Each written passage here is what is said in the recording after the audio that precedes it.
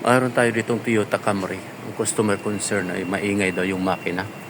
Yung chinek up natin, naririnig natin yung ingay dito sa ilalim. So walang ibang pinanggagalingan ng ingay kundi itong balancer.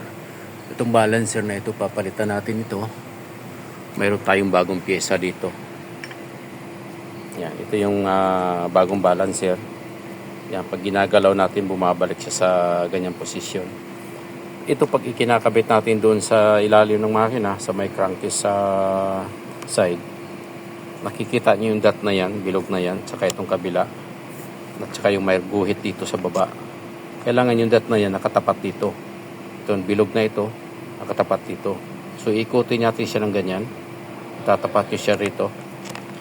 Yan, pag ikinakabit natin doon sa ilalim.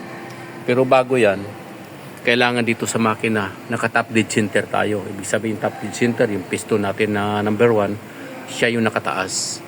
Tapos dito makikita ninyo, mayroon din siyang guhit. Itong guhit na ito, itong area na ito yon. Ito yon. Yan.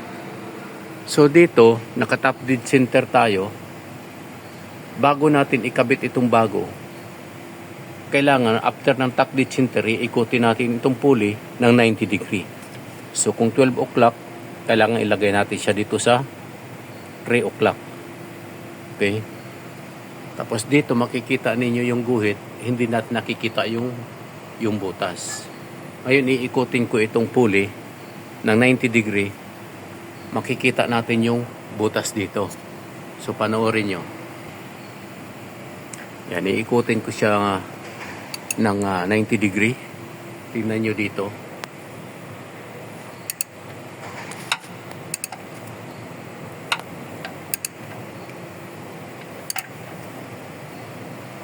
Yan.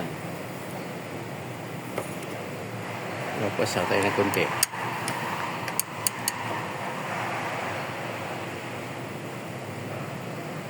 Yan. Yan, naka 90 degree yan. Yung pulley natin.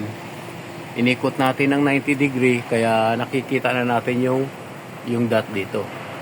So, tatanggalin natin itong luma. Ikakabit natin itong bago sa ganyang posisyon. Kasi kapag hindi ninyo alam yung procedure, ang gagawin lang ninyo ay itatap dead center lang ninyo, tapos ikakabit na ninyo itong bagong balancer na ganyan ang posisyon. Aandar naman siya, pero mayroon kayong maririnig na malakas na booming. Booming siya, kala mo bagsak yung mga mounting niya. May booming noise kang maririnig sa loob ng sasakyan or dagundong na masakit sa tainga, sakit sa ulo.